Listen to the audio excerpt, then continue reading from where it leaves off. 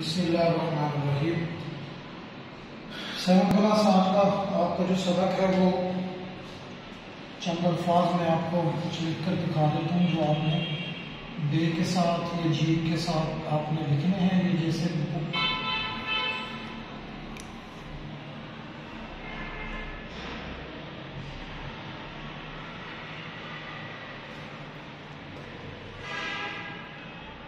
और जीम के साथ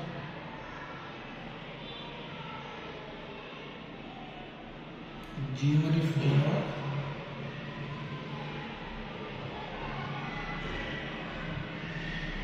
ठीक है। सीन के साथ ये पहले सीन अलिफ सा,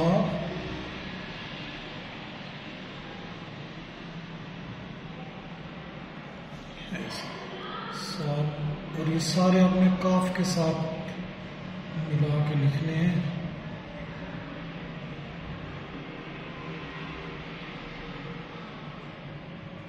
ठीक है।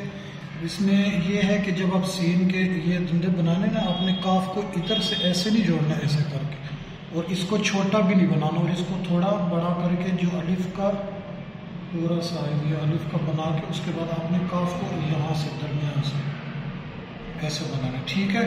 तो ये आज आपका सबक है, ये आपने इसको लिखना है, कोशिश करनी है, मशक करनी है, ठीक है, और इसको अच्छे तरीके से लिखना है। अल्लाह हाफिज़।